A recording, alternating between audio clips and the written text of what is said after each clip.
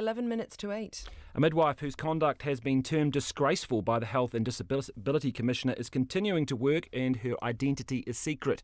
Commissioner Anthony Hill yesterday released his report into the midwife who deliberately deceived a woman in labour by not giving her the pain relief she requested. The Midwifery Council is now also investigating. The council's chief executive is Sharron Cole. She joins us now. Good morning. Good morning. You must be very disappointed with this case. Yes, we are. I've been involved in maternity as a consumer and through the College of Midwives and now as a council for 15 years, and I haven't come across one like this before. What's gone on here? Was it just a straight-out breach of trust? Midwifery is a partnership between a midwife and a woman, and it's absolutely based on respect, mutual respect and trust. And from everything in Mr. Hill's report, it appears that there was a breach of trust. How is it that this midwife felt that it was appropriate to deliberately deceive and thought that she was doing something that was going to help? I don't know what was going on in the midwife's head other than what I've read in the report, which is that she thought that birth was imminent.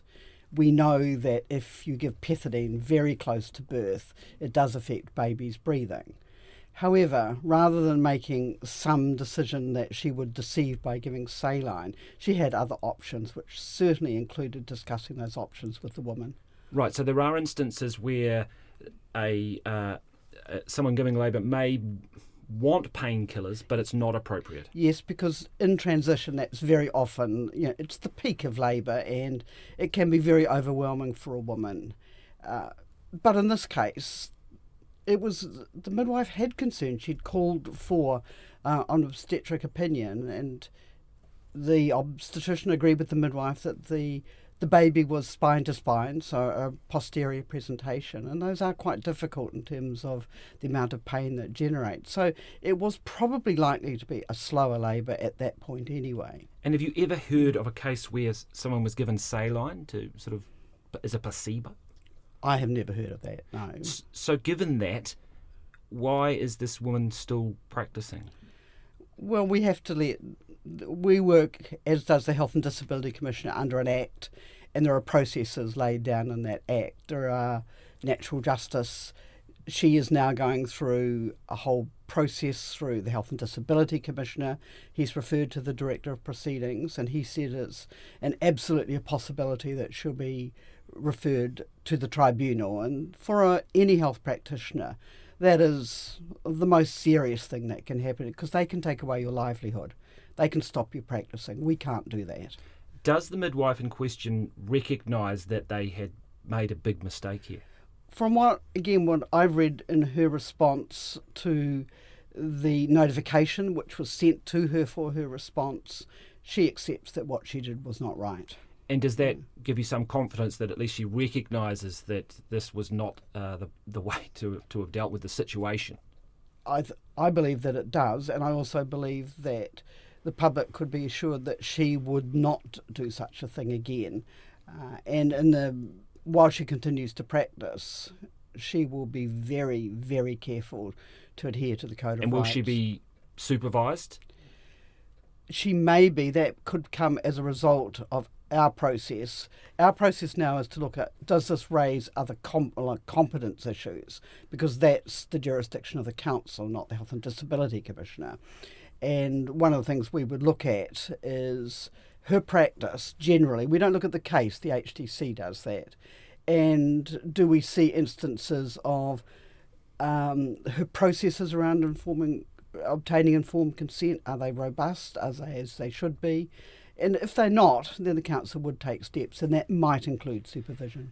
There are wider issues here, aren't there? Because this is a very sensitive issue for women giving birth and pain control, and it becomes a political issue at times, doesn't it? People have very strong views on when painkillers are appropriate and these sorts of things. This has done damage, hasn't it? It has. And the instances about whether or not you give pain relief, those are discussed with the woman. That's a philosophy, or it's a woman expresses her choices. And the midwife does her best to work with the woman to empower her or to allow her to exercise what choice she wants and her informed consent. It's not something for a midwife to do unilaterally. But are there but is there a sense? Are some midwives, do they prefer women to go through childbirth without pain relief? Do some midwives see that as a benefit?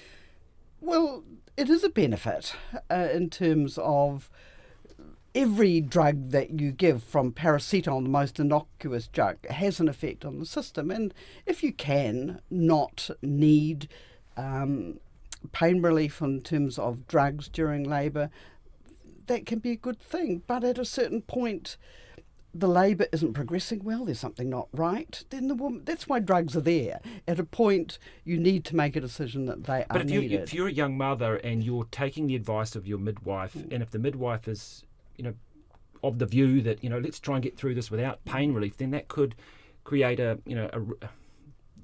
patient might be reticent to raise that. There is a danger of that, and that's when it becomes patronising or paternalistic, that the midwife knows what's best for the woman. I think what it really shows up is the need for really good discussion before labour, so that the woman's choices, what she might want in labour, is gone through thoroughly, and it's not left to times in the labour where it's very difficult to make an informed choice when you're in severe pain. Sharron Cole, thank you very much for your time, the Midwifery Council CEO. We appreciate it. It is, what have we got, 5 minutes to 8. Residents in